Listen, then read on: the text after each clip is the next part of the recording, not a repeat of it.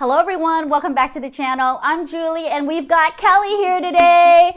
As you can see, we are currently sitting in Kelly's home, and let me tell you, it is just as stunning in person, especially after we've made all of those little upgrades to the home. So if this is your first time tuning into this episode, make sure you watch Elevate Your Space Part 1, because we are back with Part 2, showing you all the creative ways that Kelly implemented my design tips. It's so pretty. It looks so good. It looks so good. I have to walk you through the entire space, talk to you about those key points that we really zhuzhed up. We didn't even do a whole lot. Yeah. Today, we're tackling a couple of focal walls. We're talking about adding artwork to your space, adding color to your space, redefining the window treatments on your sliding patio door, which pretty much takes up an entire elevation. And we even moved around some strategic indoor plants to just brighten up the space. So let's start with the sectional. Before, the sectional wasn't bad. I mean, it was just a whole lot of gray. Kelly, talk to us about the color palette of your entire living room. So before there was a lot of grays, and I also had a rust theme going on, but it was still very dull and not as warm and inviting as I wanted it to be. We took Kelly's inspiration, which are those rust colors that she loved, and we really just amped it up. The idea was to take something that you already love, that you're already using it in the space, and really just multiply it so it can exponentially give you this like pop and this liveliness that the space was really desperately needing. It just felt very neutral. Yeah, it was very neutral and one note, and I wanted it to be more exciting and vibrant. Really just to match your personality a little bit more too, because I know, you don't see Kelly on the camera a lot, but outside of the camera, I mean, she's crazy. Okay, so we wanted a space that really matched the personality that you really have, especially when you host, you entertain, you constantly have friends over. I mean, the home is really beautiful, but now we wanted to rise up to really greet you and your guests. Yes. So before, you'll remember that Kelly had just a few strategic rust-colored pillows on the sectional. So Kelly, tell us where you shopped and what you did. So I went to different places, and I was originally trying to go for a different color scheme, but when I went to World Market, I saw these pillows and it really inspired my color palette. I really liked how there's blues on it. I liked the oranges, and it just made the rust color more exciting than just the rust. So anytime you see your inspirational color kind of mixed in and paired with another color, all of a sudden you get inspired to add a little bit more print, a little bit more pattern, and a little bit more color in the space. That is a really good tip for any of you shopping out there. If you don't know what your color inspiration is, if you don't know what the color palette is behind your brand new refreshed space, start shopping first.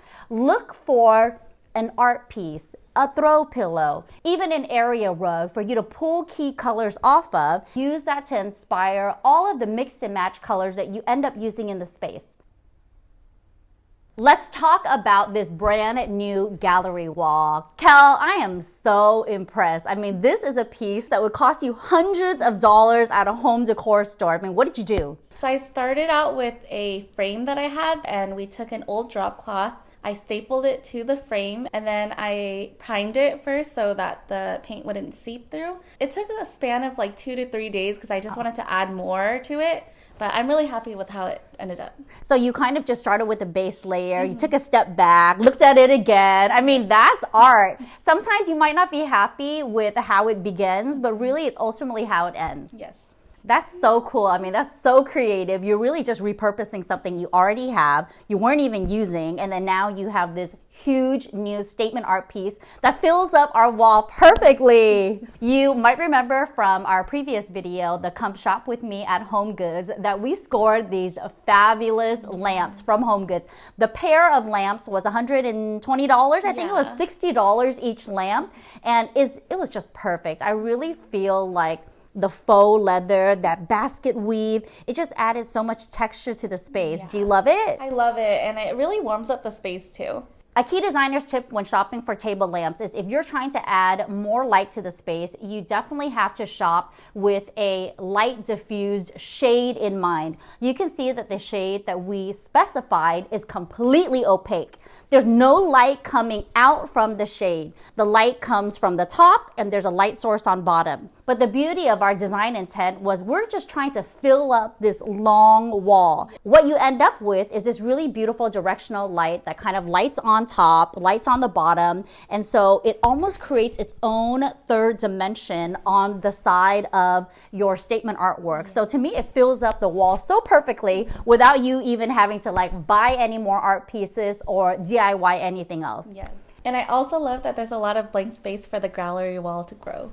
Which is great. I mean, I love negative space. You don't always have to fill up every single blank white wall. Even though you just moved in, this really gives you the opportunity to change the artwork around and really add some photographs, something a little bit more personal. So I love it. I think we have a really great starting point here. Did you notice that I also lined the whole console with baskets on bottom? I knew it looked tidier, but I really love how uniform it looks now. That was such a good move, Kel. How much did you spend on that? It was about $15 for one basket. I mean, that's great because now you can hide all of your junk in the baskets. You never have to really keep this bookcase tidy, which is huge for me, especially for me with kids, with pets. I need somewhere to kind of throw all their toys and junk. And I love that I can hide all my craft stuff in there and all the things that I have. It's just neatly tucked away. So neat, so tidy, yay, so cute. Moving on to this really huge sliding door wall. You'll remember in the before space that Kelly had these beautiful drapery panels that were hung at the perfect height. They were right below the ceiling. It really raised your eyes up and made this 8-foot ceiling seem a lot higher than it really was. Yeah. The issue I had with this type of installation was, number one, it lacked a little bit of color. Now that we added these rust tones in, I felt like this entire elevation could use some color as well. Kelly, where did you get these drapery panels? I got these from Amazon, actually. Oh, what were you shopping for and how did you land on it? Originally, I was looking at IKEA, but nothing was vibrant enough. So I was scrolling on Amazon and there was a couple that I really liked. So I bought a bunch and these were the ones that I liked the most. And that's definitely something that Kelly learned from me. I always tell her, buy more than you need. You can always return it if it doesn't work. That is the beauty of buying retail. You could purchase extra pillows, extra throws, extra curtain panels, see what works, and then you'll return what doesn't. So not only were you able to add so much color to this focal wall, we even expanded the installation of the brackets and added a double rod. So you're adding functionality to your sliding door treatments with not only sheer panels, but now you have layered color panels in front of it. What you gain is a flexibility to filter the natural daylight that comes through, but come nighttime or the weekends, if you're having movie night, you can layer both panels and create more of a room darkening effect. Once we started moving the things around, moving some plants around, corralling cables, hiding it in baskets, I feel like we really opened up the space. Yeah, it doesn't look as cluttered anymore because I had everything on that wall. And at first I was worried about the blank space, but I do think that it gives a lot of breathing room to it. I love how the plants look on both sides of the television. Now it looks symmetrical and it looks really nice. Well, I was able to shop your home and you actually have plants everywhere. So really, I was just thinking about creating a focal point, a focal moment with these plants. You have this huge TV. It almost takes up the entire wall. You really can create symmetry with something faux, something real. Most of the time, you can't even really tell. And what you've created is balance and harmony in a really large space. I love, love, love how the room came together, yes. Kel. It doesn't even feel so gray anymore. Yeah. Remember when you were afraid that the sectional was too gray, the area rug was too gray, even your television console was too gray, but now the grays act as such a neutral backdrop, and along with the rust, doesn't even look warmer. Yeah. Originally, I thought that if you stick with a color scheme, just stick with those. But I really like how we added more color to it, and it looks so much better. That's the power of design. It's not just about popping in one color at one area. It's about being inspired by a specific color and really just kind of dispersing that color all through the space. Before, Kelly actually had this pair of ottomans hiding behind a throw. The throw was just like a cream colored. I mean, it was kind of just neutral. I think you were trying to hide all the print and the pattern, but then I just unearthed it and look at it now, Kel. It looks like it belongs in this living room all along, and it's just a little bit of pattern. And for me, it looks really neutral in the space.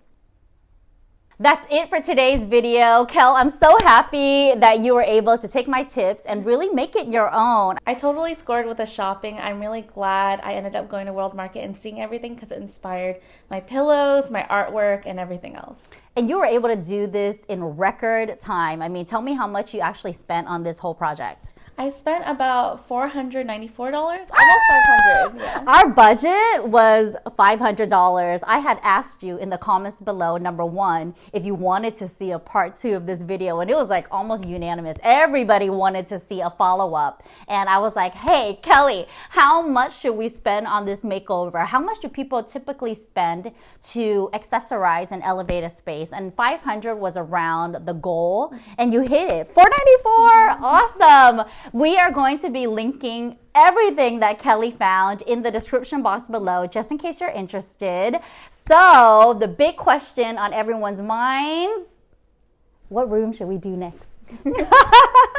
If you like this type of content and you want to see more from Kelly's home, please give this video a thumbs up. Comment below and let us know what is your favorite detail that Kelly added to this space. Share this video with anyone you know who's looking to refresh their home on a budget. And of course, subscribe to my channel if you haven't already. Click that little notification bell to be notified of new videos that we drop every single Tuesday. Thank you for watching. We'll see you in the next one.